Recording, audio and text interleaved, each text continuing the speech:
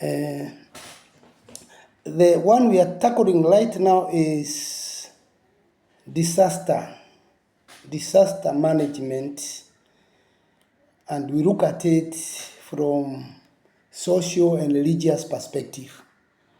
Now, the first question you ask is, what do we mean by a disaster? Now, a disaster is a serious disruption of the functioning of a community or society involving widespread human, material, economic, or environmental losses and impacts. And it exceeds the ability of the affected community or society to cope using its own resources. Further, a disaster can be defined as an event that causes serious harm to people, property, economies, or the environment, and exceeds the capacity of the affected community to handle it alone. So disasters can be caused by natural hazards like earthquakes, floods, wildfires, as well as human-made or technological hazards. Disasters can also be categorized by their potential impact as follows. 1. Natural disasters. These are caused by natural events like earthquakes, floods, hurricanes, or wildfires, and volcanic eruptions. Number 2, human-made disasters. And now these human-made disasters are caused by human activities such as industrial accidents, terrorist attacks, unnecessary wars, and such like things. Another potential impact is technological disasters. Now, these are caused by failures or malfunctions of technology, such as nuclear accidents or even oil spills. Now, disasters often lead to significant disruptions in daily life, including injuries, fatalities, displacements, and economic losses. They can also have long-term consequences for the environment and communities. For example, a flood might displace people from their homes, damage infrastructure, disrupt businesses, or an earthquake could cause buildings to collapse, leading to casualties and widespread destructions. Now, some of the causes of natural disasters are 1. Global warming. Of course, this refers to, this contributes to natural disasters by intensifying extreme weather events, altering precipitation patterns, and rising sea levels, among other things. Another cause of natural disaster is natural activities in the Earth's crust. Now, natural activities in the Earth's crust primarily involve tectonic processes, including earthquakes, volcanic eruptions, and the formation of mountains and valleys. Another cause of natural disaster is tectonic movement. Tectonic movement refers to the slow and gradual shifts and changes within Earth's lithosphere, primarily driven by the movement of tectonic places. And this movement is caused by convection currents in the Earth's mantle, where molten rock is heated by the Earth's internal heat and moves around. Another cause of natural disaster is deforestation. Deforestation or forest clearance is the clearing of forest and woodlands for other uses like agriculture, ranching, or urban development. There is also soil erosion. Soil erosion is the removal of the topsoil, the most fertile layer of soil, by weed, water, or other agents. And it's a natural process, but human activities like agriculture, construction, deforestation can accelerate it. And this process leads to land degradation, reduced crop yields, and other negative consequences. The last one to consider here for now is seismic activities. Now, seismology is a study of earthquakes. Earthquakes occur when rocks on opposite sides of faults or fractures in the earth slip past one another. Now, let me move quickly and talk about disaster management. Disaster management involves organizing efforts to prepare for, respond to, and recover from disasters. Now, these disasters can be natural, like earthquakes, or human-made, like industrial accidents. It's multifaceted. It is a multifaceted process that aims to minimize the impact of disasters on communities and society. In essence, disaster management is a comprehensive and collaborative approach to dealing with the risks and impact of disasters, working to prevent them, prepare for them, respond to them effectively, and ultimately help communities recover and become more resilient in the face of future threats. Now, basically, and indeed generally, disaster management will need the following steps. One, prevention and mitigation. And when you talk of prevention and mitigation, there is what we call preventing disasters, which involves actions to eliminate the potential for certain disasters to occur, such as implementing strict building codes to prevent earthquakes or floods. The other one is mitigating disaster impact, which focuses on reducing the severity of a disaster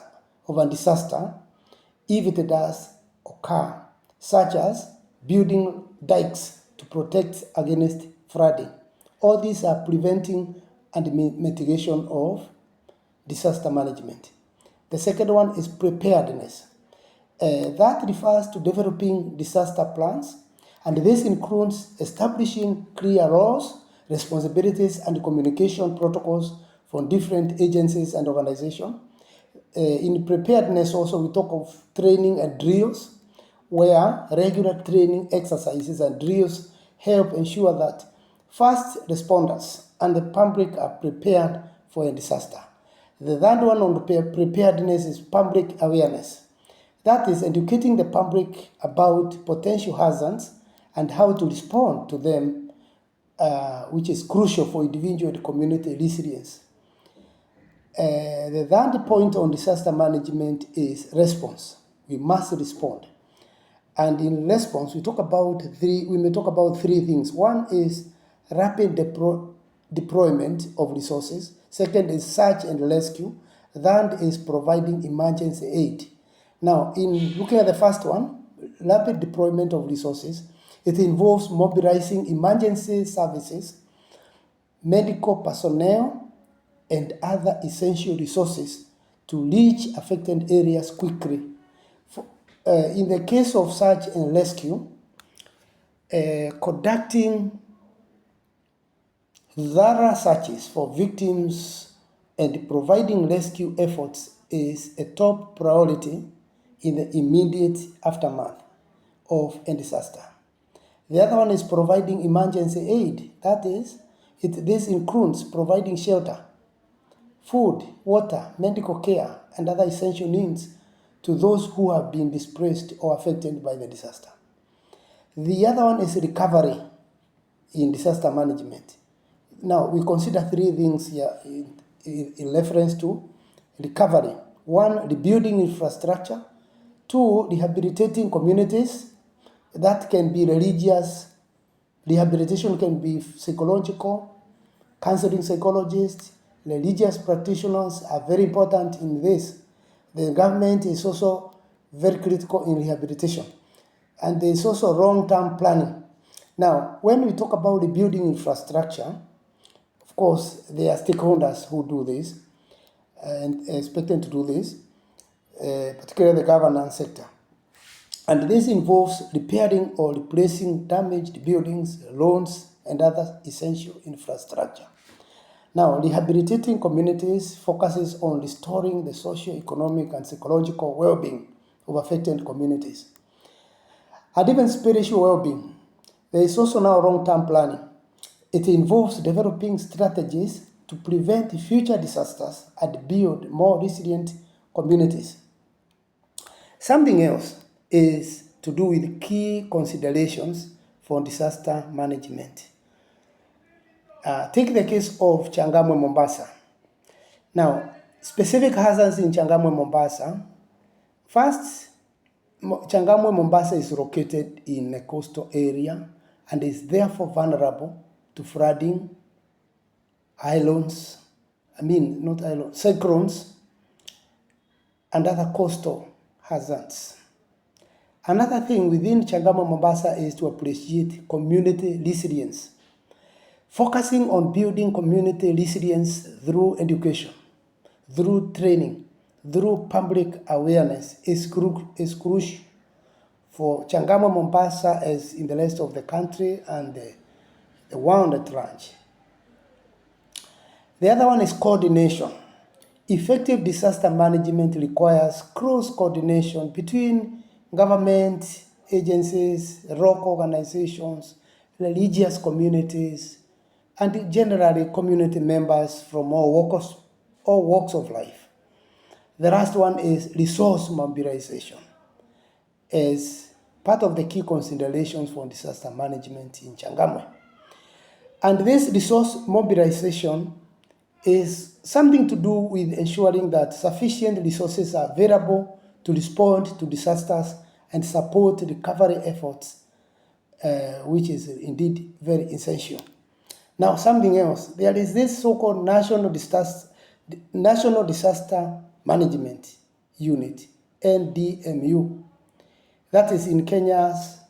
It plays a crucial role in coordinating disaster management efforts and providing guidance and support to local communities. There is also World Vision International. This is an NGO. World Vision International and global NGO also plays a role in disaster management, focusing on WASH, what we call WASH, that is water, sanitation, and hygiene in emergencies and providing long-term recovery support. The other one is importance of disaster risk management. Disaster risk management is a key component of disaster management, encompassing the full continuum from preparedness, self-rehabilitation, relief, mitigation, and prevention. It aims to reduce the vulnerability of communities to hazards and build their resilience. The other one is to do with effective disaster management, as it requires a holistic and integrated approach involving prevention, preparedness, response, and recovery. By focusing on building resilient communities and coordinating efforts effectively, Kenya, Africa, and the entire world can better prepare for and respond to potential disasters. Allow me to say also very quickly about disasters in the Kenyan history. Over the years, Kenya has been exposed to a variety of disasters such as fires, droughts, floods, landslides, HIV and AIDS, COVID-19 pandemic, influenza pandemic of 1918 and 1919, post-December 2007 electoral disputes, and other human conflicts. Also drug abuse, traffic accident, oil spill, industrial accident, and terrorism, among other disasters. Besides, Kenya's history is marked by various types of disasters, both natural and human-induced. These include hydrometeorological, events like floods and droughts, not an area, as well as human-related disasters like fires, not an area, road accident, quite a number, and conflict. Like any other country, Kenya is under the threat of four main disasters facing the world today, namely chemical, biological, radiological, and nuclear disasters. Now, we may all go on and look at natural disasters in Kenya. We have mentioned them. We have talked of France. We remember El Nino phenomenon, weather phenomenon of 1987, 1988, leading to loss of life and property. We have talked about droughts. We can recall specifically on severe droughts in 1999 to 2001, which led to food insecurity and the establishment of initiatives like the Kenya Food Security Meeting. Now, landslide, there are quite a number. Even if you go to Murang'a County, quite a number of cases are reported of landslides. There are earthquakes. We have talked about it. Remember the greatest one to happen in Kenya, the Subuki earthquake of 1928 and the Turkana in 1913. Those are two major ones, which went above 7 Richter scales. I think they are the biggest. There is also human-induced disasters, which we have already considered. We said conflict, fire, road accident, industrial accident, terrorism, already mentioned. These are within the historical flow of events. Now, historically, disaster risk management in Kenya was not integrated into development planning, and disasters were often addressed in an ad hoc manner. Hence, the establishment of the National Disaster Operations Center, NDOC, in 1997, following the El Nino floods and the United States Embassy bombing, marked a significant step towards more coordinated disaster engagement. So we have moved a step because of the kind of experiences Kenya has gone through. The National Disaster Management, the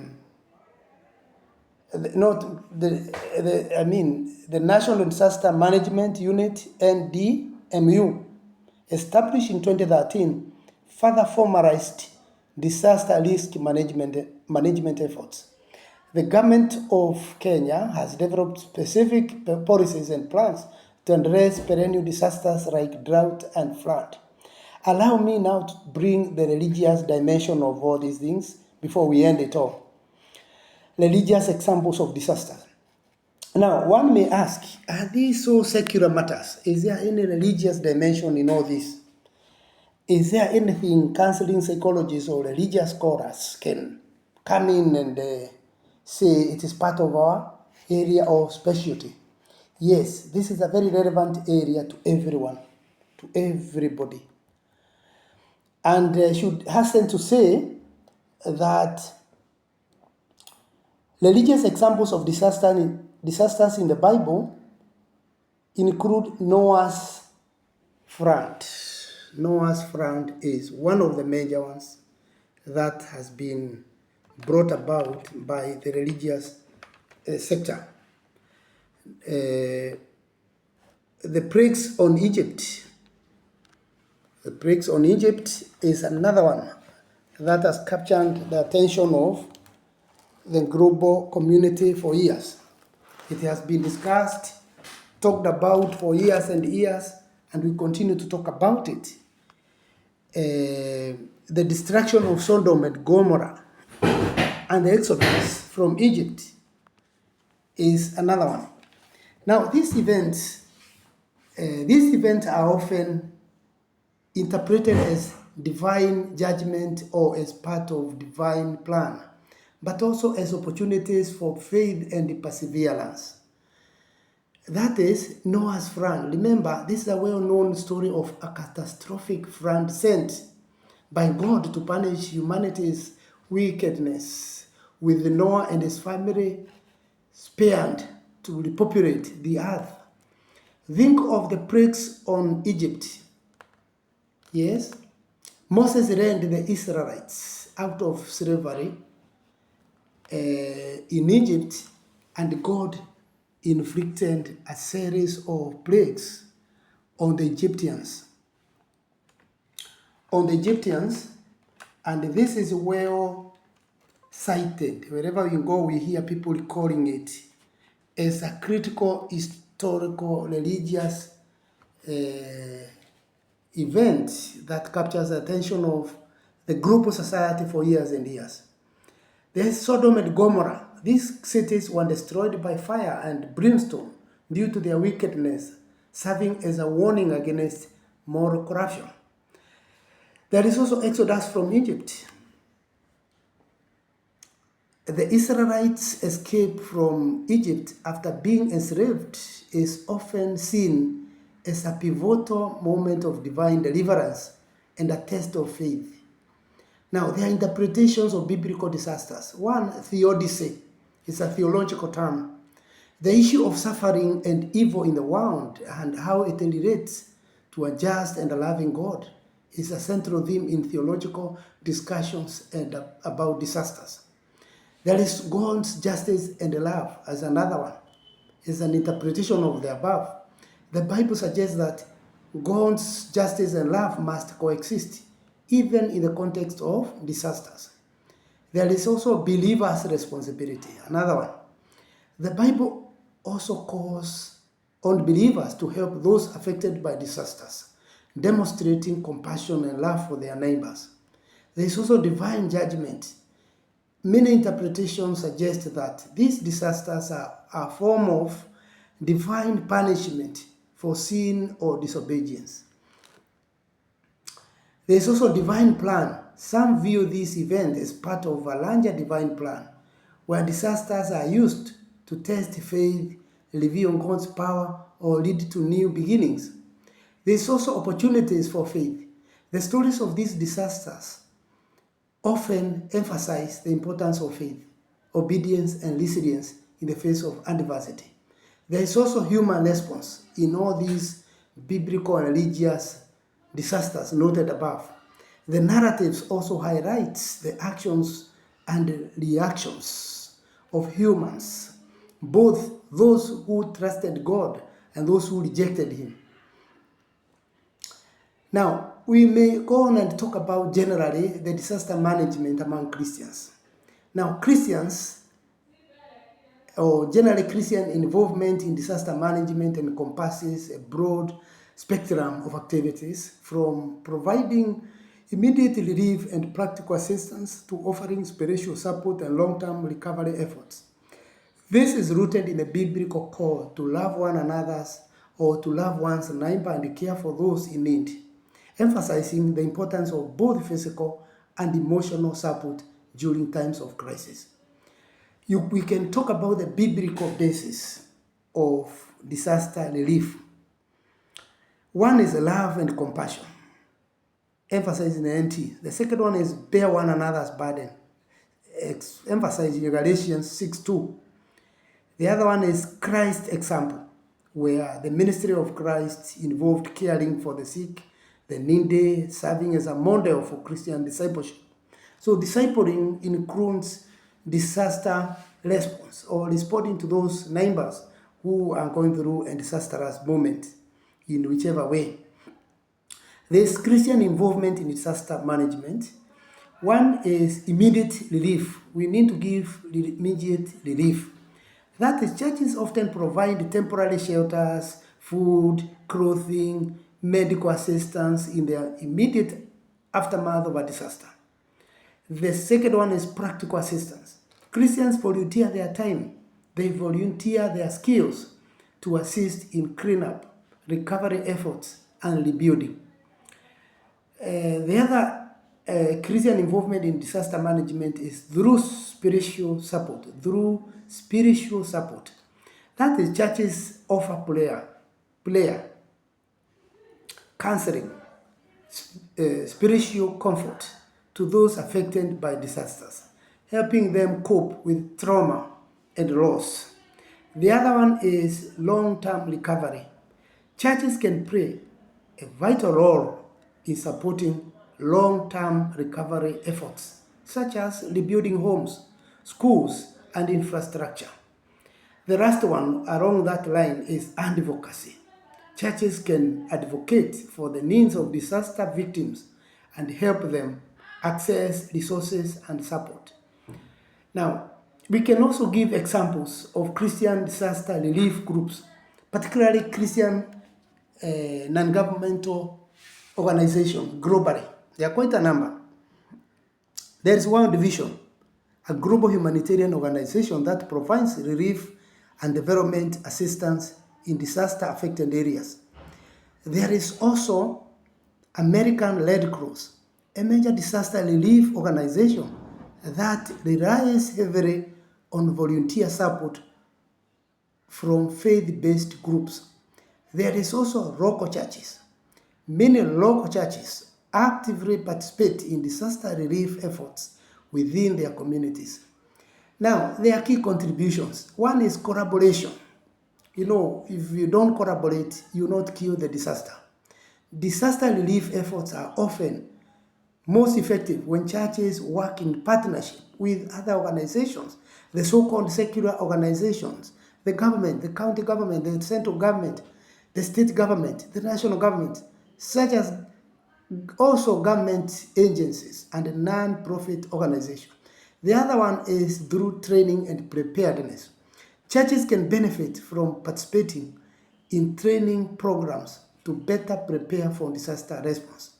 Another one, community engagement. In this, churches can involve their members in disaster relief efforts, fostering a sense of community and shared responsibility. The last one on this is long-term commitment. Now, disaster relief is not just about immediate assistance. It also requires a long-term commitment to recovery and reconciliation. Overall, Christian disaster management is a call to action driven by faith, love, and desire to serve others who are in need. And it involves a multifaceted approach from providing practical assistance to offering spiritual support and working together to rebuild lives and communities in the face of adversity. Now, that is Christian. We have not talked about African indigenous religion, how the African indigenous society handles disasters. We have not talked about how Buddhist, Jainism, Confucianism, Hinduism, Islam, and other religions of the world handles disasters. That's something we have not done. And if there are no comments, we can go on and look at Islamic disaster management, for the Islamic form of disaster management. How do the Muslims address matters to do with disasters? In disaster management, the Islamic faith emphasizes a multifaceted approach that includes divine acceptance, proactive measures, and community support. Muslims view disasters as a test from God, encouraging patience, trust in God, what they call tawakkul, and a willingness to learn from experiences. Simultaneously, they are encouraged to actively mitigate risks through knowledge, preparation, and corrective action. Now, the Islamic perspective of disasters generally. One is it's a divine test. One way they view it as a divine test. Another one, they see it as qadar or predestination. The other one, they view it as not just fatalism. The other one is response to disasters. How do they do it, the Muslims? There is what we can call spiritual reflection, because disasters are seen as opportunities for spiritual growth and remembrance of God. The other one is compassion and support. Muslims are encouraged to offer assistance and support to those affected by disasters, both materially and emotionally. The other one is form of response to disasters among Muslims is patience and resilience. Practicing patience and resilience is emphasized as a way to cope with difficult situations and strengthen one's faith. Another Islamic way of responding to disasters is preparing for future disasters. Islam encourages preparedness and taking proactive measures to reduce disaster risks. We can now give examples in Islamic literature. There's a story of Noah, which is also found among Christians. The Quran contains numerous passages that addresses disasters, including the destruction of other civilizations and the emphasis on divine justice. We can look at the modern application among Muslims. One, Islamic disaster management. That's a modern application of disaster management among Muslims. So Islamic scholars and organizations are increasingly involved in developing and implementing disaster management strategies that align with Islamic values. There is psychosocial support as another modern application. Islamic-based approaches such as prayer, recitation of the Quran, and spiritual counseling are used to provide psychosocial support to disaster survivors. Yes, that's a bit we can talk for Muslims. A bit on the Jews. What about the Jews? Yes, just to mention a few things about Jewish approach to disaster management. We can say that the Jewish disaster management involves several organizations and principles focusing on preparedness, response, and recovery for both the Jewish communities and the broader population. Now, key aspects include organizations like NECAM and JDRC, which merged into a single entity, along with broader initiatives like JRED and the work of organizations like World Jewish Relief and the Jewish Agency for Islam. Now, we need to think very quickly about the principles that govern the Jewish response to disasters. One is saving life, what the Jews call Pikuach Nefesh. The other one is Tzedakah Hesed. Tzedakah and Hesed.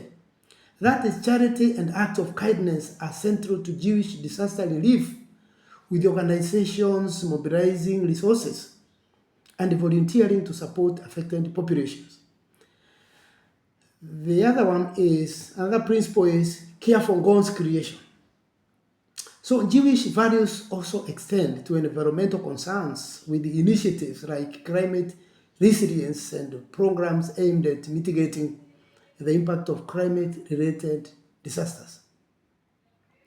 So you see, it's like the Jewish, the Christian, and even when we come to African religion, you find there are a lot of commonalities. Now, phases of emergency management among the Jews, you see, it is like most other world approaches. Of course, there are distinctions. The Jewish disaster management often incorporates the standard phases of emergency management, including prevention and mitigation, that is, efforts to reduce the likelihood of disasters and minimize their impact. The other one is preparedness. We have talked about it. Preparedness has to do with planning and training to ensure efficient response during any emergencies that may come along the way. The other one is response itself. Response. That is providing immediate aid and assistance. Immediate aid and assistance to affected individuals and communities. One can think of Hamas-Israeli fight, which has really been a very ugly incident, or the Russo-Ukrainian wars. Where are the Jewish in this thing, especially when they are accused as part of the people who fuel that conflict? Finally, there is recovery in the Jewish understanding. The long-term efforts to rebuild communities and restore livelihoods is very critical among the Jews. Something else, the African religion itself now. Let's look at the African religion itself. Where is the African religion itself? Very quickly, let's look at African religion. With regard to African religion, as a religion of the world, it's a major religion in Africa, a continent which has over 1 billion people, a huge population. So African religion is equally a major religion. As you look at the population of Africa, you discover if the population is that big, then African people should be considered as very critical players in global affairs. So, very quickly, African indigenous religions often incorporate disaster management practices through traditional knowledge, community resilience. And including not just resilience, but also including religious beliefs. So there's no disaster management without factoring the religious factor. The religious factor is always very important when looking at African affairs. Anything in Africa, there is religious connotation somewhere. Now, these practices include using indigenous knowledge about weather patterns, animal behavior. Animals can tell you whether it's about to happen, this or that may happen. They have a way of even looking at the movement of animals, and plant uses for warning and preparation. Community-based disaster risk management and mutual aid are also crucial aspects of disaster response, especially in mobilizing resources and support. Additionally, religious beliefs and rituals can provide spiritual comfort and guidance during and after disasters, influencing community attitudes towards preparedness and response. Now, some bold attempts at disaster management in the African indigenous society include, we may look at 4 major factors. One is indigenous knowledge and practices. 2, community resilience and mutual aid. 3, religious beliefs and rituals. 4th one is looking at the challenges and opportunities in managing all this.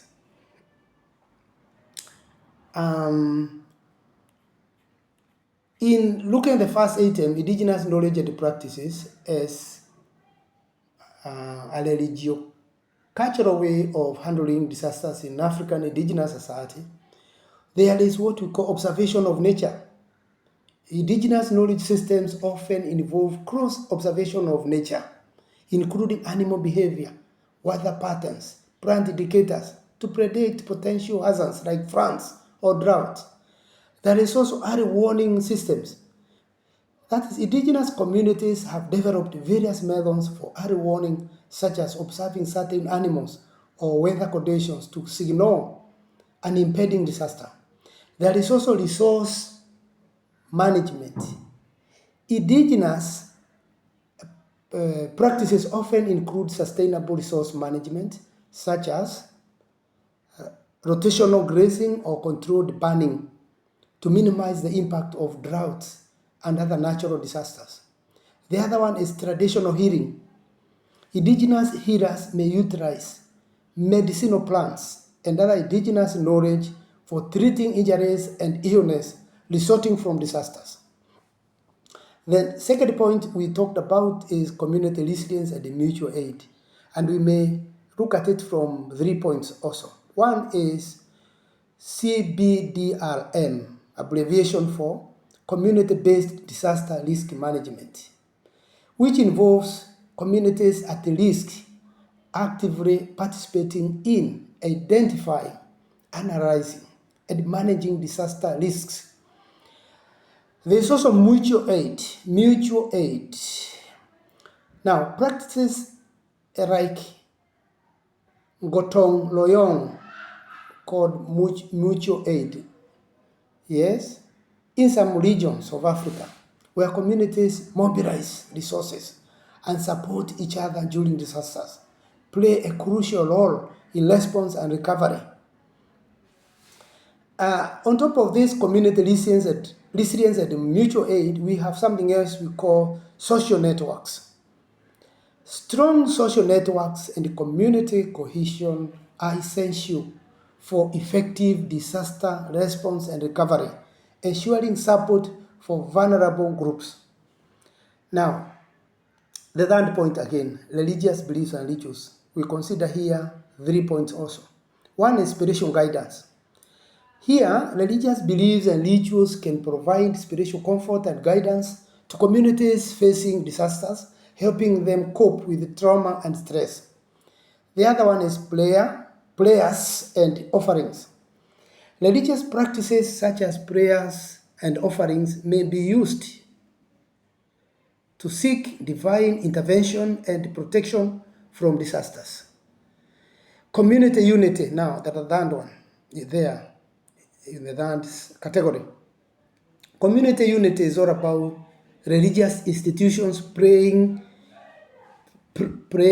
a role in fostering community unity and solidarity during and after disasters and strengthening resilience. The last one on this, we say is challenges and opportunities. One, integration of knowledge is a challenge. Integration of knowledge is quite a challenge. There is a need